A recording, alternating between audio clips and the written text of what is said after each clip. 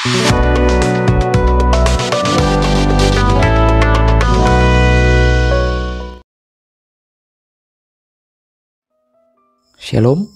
bagaimana kabar Bapak Ibu Saudara-saudara sekalian? Saat ini kita akan menjawab satu pertanyaan yang sangat penting tentang keberadaan Allah. Apakah Allah itu ada?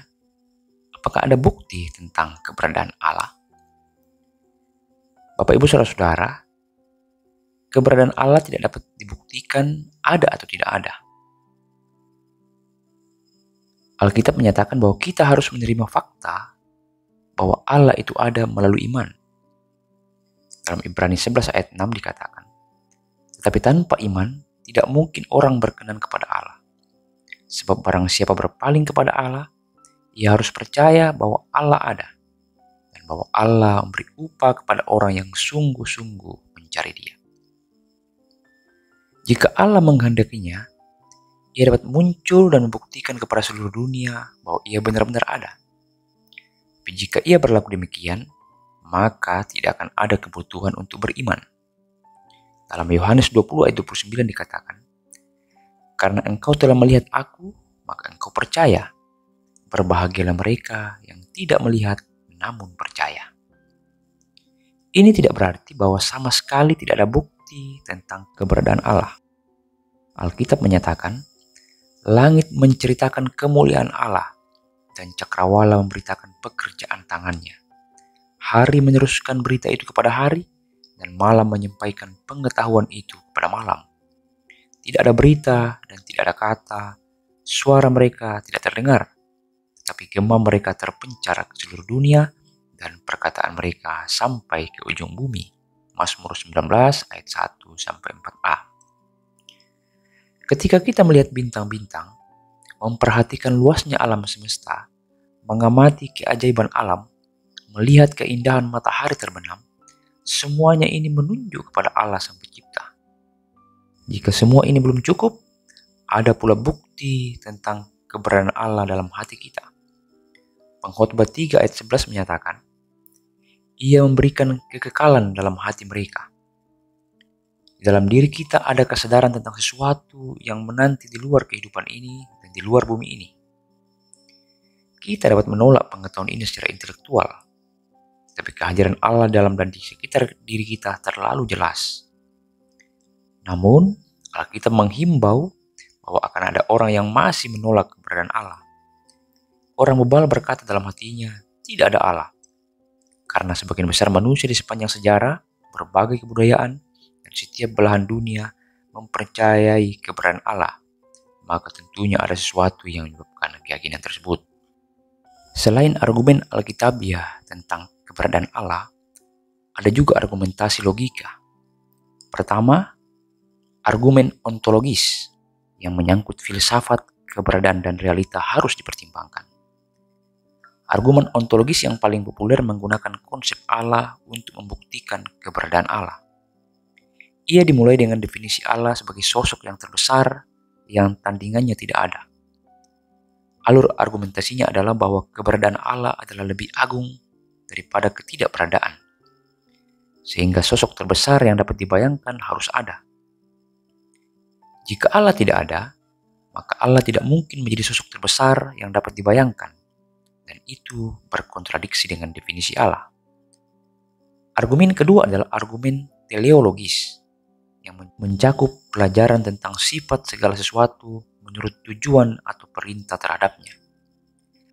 Argumen teleologis menyatakan bahwa alam semesta menunjukkan sebuah rancangan yang begitu luar biasa, sehingga pastilah ada seorang perancang ilahi. Bagi contoh, jika bumi lebih dekat atau lebih jauh jaraknya dari matahari, maka bumi tidak dapat mendukung banyaknya kehidupan di atasnya seperti sekarang ini. Jika elemen dalam atmosfer kita berbeda sedikit, maka hampir setiap makhluk hidup di bumi ini akan mati dan banyak hal-hal lain. Argumen logika yang ketiga bagi keberadaan Allah adalah argumen kosmologis. Setiap akibat harus ada sebabnya.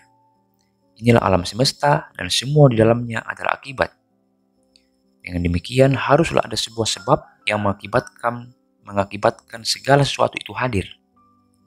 Dan haruslah ada pula satu faktor yang tanpa sebab, yang mengakibatkan adanya segala sesuatu. Faktor tanpa sebab itu adalah Allah sendiri. Argumen keempat adalah argumen moralitas. Setiap kebudayaan sepanjang sejarah masing-masing mempunyai suatu bentuk hukum. Semua orang mempunyai kesadaran akan hal yang benar dan salah. Membunuh, berdusta, mencuri, dan tindakan asusila secara umum ditolak. Dari mana munculnya kesadaran benar dan salah ini jika bukan dari Allah yang kudus? Meskipun dengan semua argumen ini, Alkitab memberitahu kepada kita bahwa manusia tetap akan menolak pengetahuan tentang Allah yang begitu jelas dan sebaliknya lebih mempercayai dusta. Roma 1 ayat 25 menyatakan, sebab mereka menggantikan kebenaran Allah dengan dusta dan memuji dan menyembah makhluk dengan melupakan penciptanya yang harus dipuji selama-lamanya. Amin. Alkitab juga menyatakan bahwa manusia tidak beralasan atas ketidakpercayaannya terhadap Allah.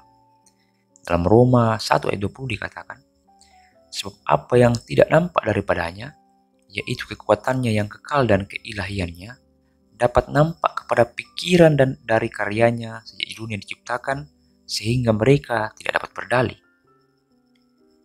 Banyak orang mengklaim menolak keberadaan Allah karena tidak ilmiah atau karena tidak ada bukti.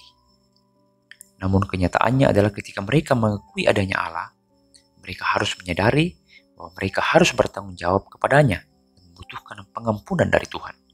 Jika Allah ada, maka kita harus mempertanggungjawabkan segala perbuatan kita padanya. Jika Allah tidak ada, maka kita dapat melakukan apa saja tanpa harus khawatir akan hukuman dan penghakiman Allah. Itulah mengapa banyak orang memilih untuk menolak keberadaan Allah dan memegang erat teori evolusi, karena hal itu menjadi alternatif terhadap kepercayaan dalam Allah pencipta. Allah itu ada dan semua orang pada dasarnya menyadari keberadaannya. Fakta bahwa ada kaum yang begitu gencar berusaha menyangkal keberadaannya, secara tidak sengaja malah membenarkan keberadaannya. Bagaimana caranya kita tahu bahwa Allah itu ada? Sebagai orang Kristen, kita tahu bahwa Allah itu ada karena kita berbicara padanya setiap hari. Kita tidak mendengar suaranya dengan telinga, tapi kita menyadari kehadirannya. Kita merasakan bimbingannya, kita merasakan kasihnya, kita rindu menerima kasih karunia-Nya. Peristiwa-peristiwa yang terjadi dalam kehidupan kita menghapuskan segala penjelasan alternatif lain selain Allah. Begitu ajaibnya Allah telah menyelamatkan kita dan mengubah kehidupan kita, sehingga kita tidak dapat berbuat apapun selain mengakui dan memuji keberadaannya. Semua argumen ini tidak dapat meyakinkan orang yang sudah berketetapan menolak hal yang sudah sangat jelas. Pada akhirnya, keberadaan Allah harus diterima melalui iman.